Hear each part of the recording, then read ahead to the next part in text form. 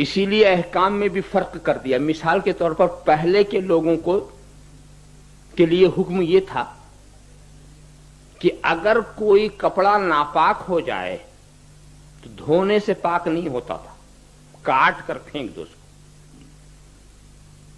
بدن ناپاک ہو تو کھرچ ڈالو، اور اگر کوئی گناہ کبیرہ کر لے تو توبہ یہ ہے کہ اس کی گردن کاٹ دو۔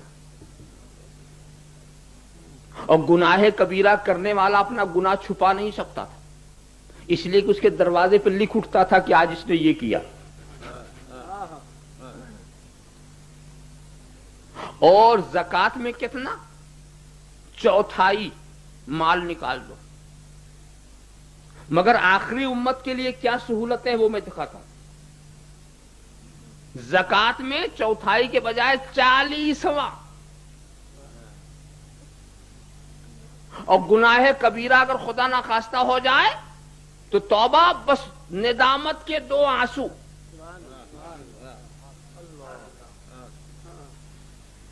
کپڑا ناپاک ہو جائے پانی سے دھل دو، اتنی آسانی۔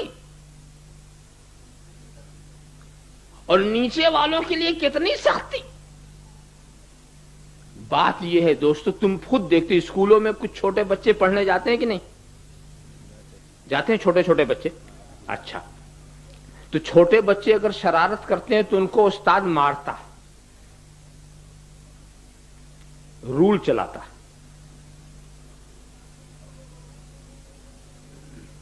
اور جب لڑکا بہت آگے بڑھ گیا، گریجویٹ ہو گیا، تو اب رول نہیں مارتا، اب اس کو کیا سزا دیتا ہے؟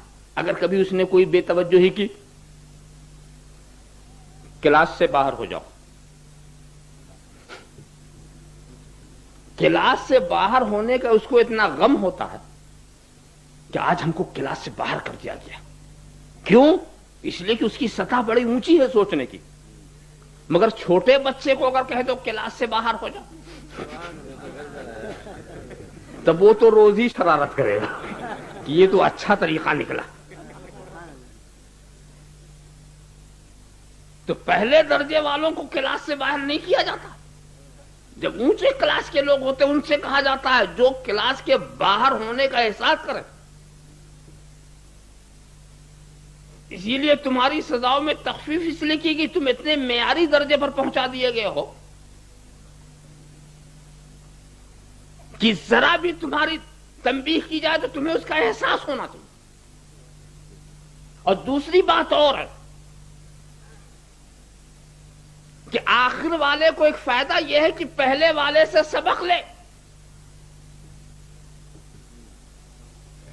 آخر والا پہلے والے سے سبق لیتا کہ پہلے والے نے برائی کی تو اسے کیا سزا ملی، تو اب وہ بات مجھ سے نہ ہو۔ تو آخر میں آنے سے اپنے کو بنانے کی بہت اچھی شکل نکلتی۔ وہ شاید آپ نے مولانا روم والا لطیفہ بھی سنا ہوگا کسی سے کہ ایک شیر، ایک بھیڑیا اور ایک لومڑی، یہ تینوں مل کے شکار کرتے ہیں۔ اور شکار میں کیا ملا؟ ایک گائے اور ایک گدھا اور ایک خرگوش، 3 چیز ملی۔ تو شیر نے کہا بھیڑیے سے تقسیم کر، تو اس نے کہا مہاراج اس میں تقسیم کرنے کی کیا بات ہے، گائے آپ کی ہے، گدھا میرے لیے اور یہ خرگوش لومڑی کے لیے۔ تو شیر کو غصہ آ کہ میرے سامنے تو حصے دار بنتا ہے۔ ایک پنجا مارا، وہ ختم۔ پھر لومڑی سے اس نے کہا اے لومڑی اب تو تقسیم کر۔ تو لومڑی کہتی ہے کہ مہاراج اس میں تقسیم کرنے کی بات کیا ہے، یہ جو خرگوش ہے یہ حضور کا بریک فاسٹ ہے، اور یہ جو گدھا ہے یہ حضور کا لنچ ہے، یہ ظہرانہ ہے، اور یہ گائے جو ہے یہ حضور کا ڈنر ہے، یہ عشائیہ ہے، یہ بھی حضور کا، وہ بھی حضور کا، وہ بھی حضور کا۔ شیر بہت خوش، سب میرا ہی، بہت خوش۔ اور اس کے بعد پوچھا اے لومڑی یہ بتا تجھے یہ عقل کہاں سے آئی؟ تجھے یہ عقل کہاں سے آئی؟ کہا پہلے کا حال دیکھ کے وہ حصے دار بنا تھا، نتیجہ دیکھ لیا۔ شیر کہتا ہے اچھا جا، جب تو نے سب میرے ہی کر دیا تو میں سب تجھے دے رہا، میں تو کوئی اور شکار کر لوں گا۔ آپ خیال کرتے چلے جائیں تو بعد والا پہلے والے کا ہاتھ دیکھ کر اپنے کو بنا سکتا ہے، تو تم سے پہلے قوم عاد، قوم سمود، قوم مدین، بنی اسرائیل، سب کے اوپر عذاب الہی کا ایک سلسلہ جاری رہا۔ جو باغی بندے رہے سب پر عذاب گرتا رہا۔ ساری برائیوں پر کیا کیا عذاب نازل ہوا خدا کا، وہ سب گرتا رہا۔ تمہیں سب کے آخر میں پیدا کیا گیا تاکہ تم دیکھ لو کہ اس گناہ والے پر کیا عذاب آ سکتا ہے، اس گناہ والے پر کیا عذاب آ سکتا ہے، دیکھ کر کے اپنی اصلاح کر سکو۔ تو تمہیں سب کے آخر میں بھیجا گیا۔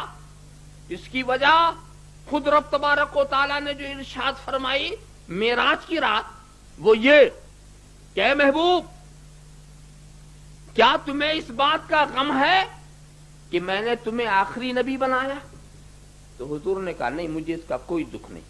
کیا تیری امت کو اس بات کا رنج ہے کہ میں نے اسے آخری امت بنائی؟ کہا نہیں، میری امت کو اس کا کوئی رنج نہیں۔ کہا جاؤ اپنی امت کو خبر کر دو کہ میں نے اس کو آخر میں اس لیے بھیجا ہے کہ ساری امتیں اس کے سامنے رسوا ہوں، وہ کسی کے سامنے رسوا نہ ہو۔ سبحان اللہ، سبحان اللہ، نعرہ تکبیر، نعرہ رسالت۔ ہم قوم سمود کا ذکر کرتے ہیں ہنستے ہیں، قوم مدین کا ذکر کرتے ہیں ہنستے ہیں، قوم عاد کا ذکر کرتے ہیں ہنستے ہیں، بنی اسرائیل کی سرکشیوں کا ذکر کرتے ہیں ہنستے ہیں، اور ہمارے بعد تو کوئی نئی امت آئے گی ہی نہیں جو ہمارا ذکر کرے اور ہنسے، جو ہمارا ذکر کرے اور ہنسے، تو ایسی تو کوئی امت آئے گی نہیں۔ یہیں سے مجھے ایک اشارہ رحمت بھی ملتا ہے دوستو، جو خدا ایک امت کے سامنے بھی ہمیں رسوا کرنا پسند نہیں کرتا، وہ قیامت کے دن کیا رسوا کرے گا؟ وہاں تو ساری امتیں ہوں گی، وہاں تو ساری امتیں ہوں گی۔ تو خدا کی رحمت سے ہم یہاں بھی رسوائی سے بچ رہے ہیں، اور رسول کی شفاعت اور خدا کی رحمت سے انشاءاللہ ہم وہاں بھی رسوائی سے بچیں گے۔ رب تبارک و تعالی ہمیں رسوا نہیں کرے گا، بس شرط یہ ہے کہ ہمارا تعلق جناب محمد رسول اللہ صلی اللہ تعالی علیہ وسلم سے ایسا جڑا ہوا ہو کہ کوئی رشتہ اس رشتے کو کاٹ نہ سکے۔ آج لوگ رشتہ